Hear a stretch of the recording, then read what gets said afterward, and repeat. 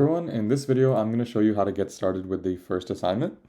So the first step is just to download the zip from Gradescope or Canvas or wherever the zip is. Once you have the zip, unzip it somewhere in your computer and then open it in whichever editor you like. I'm using VS Code. So in VS Code, open the setup.md file. You can right click and open preview. This has all the instructions on how to install and get set up. This is really all you have to do over here, and then this is some instructions on how you run tests. So the first step is to install GraphViz for your system. So you're going to click this link over here. Follow the instructions for your operating system. So if you're using Linux, you're going to do this stuff. Most of you are going to be on Debian or Ubuntu, so click this. If you're on Windows, then you're going to install directly from this link over here. I would recommend just getting the latest version because I don't know if the other ones work for us. Just use the latest one. And finally, if you're on Mac, which most of you will be, then you can just use Homebrew to install with brew install GraphViz. And if you don't know what Homebrew is, you can install Homebrew with this command over here. This should take a little bit of time. I'm not sure exactly how long it took me. I think a few minutes. It is a big library, and it is also kind of old, so it might take a little bit of time. Once you're done with that, then we can move on to UV setup. So UV just installs the correct Python version, the correct packages, and makes a virtual environment for us.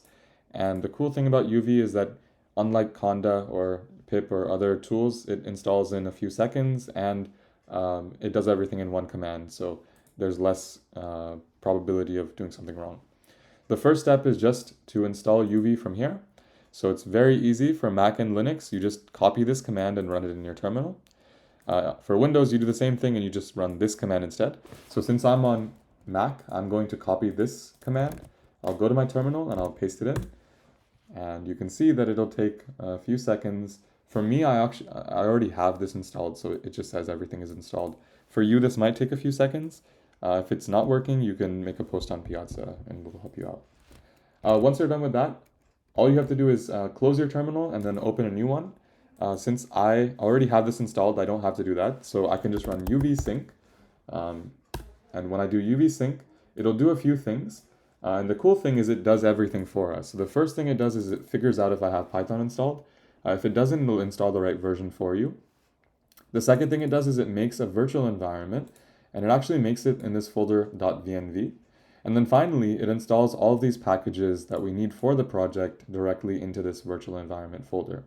The cool thing about this is it doesn't mess up any of your other Python installations anywhere else on your computer. And also, if you're using other package versions, it doesn't mess up any of that as well. Okay, that's all you have to do to set up.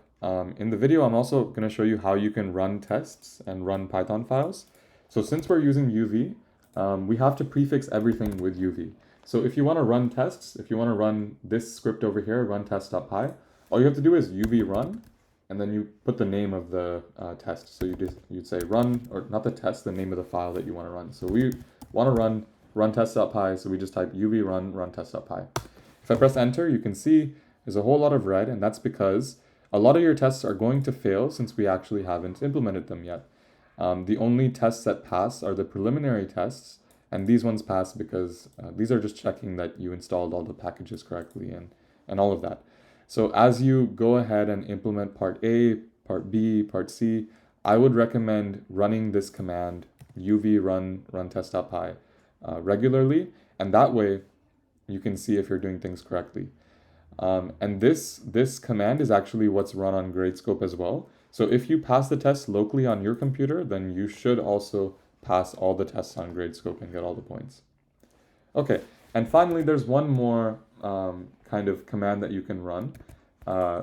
If you want to run a specific test, so for example, this run test script that we've made for you guys runs all of the tests, and if that's too much for you, you can also directly run the test scripts with PyTest. So the test scripts actually live in this folder over here, grad, tests, A, B, blah, blah, blah. So if you want to run the tests for part A, for example, let's actually just run the preliminary tests because we know those ones will work. So to do that, all we have to do is UV, run, and now we put PyTest, and we say grad, tests, test, and we have to put the path of the file that we're running the tests of. So I want to run the prelim tests. So I'm going to run prelim, and you can see all the tests passed over here. If you want to see all the names of the tests, then you add a -v, and it'll show you all the names of the tests.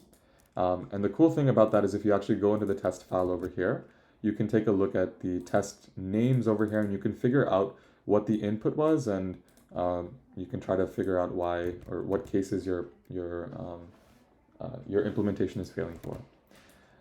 Also, if you want to have less, output, you can also do -q, and that'll just make it as minimal as possible and give you a little summary at the end.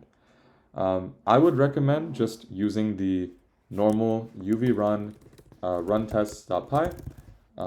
This way you can, actually, it prints out all the names and it does everything. Sure, there's a lot of output, but you can just scroll through it.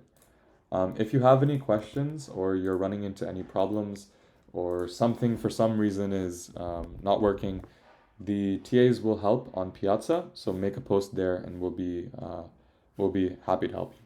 Okay, thank you. That's all I have.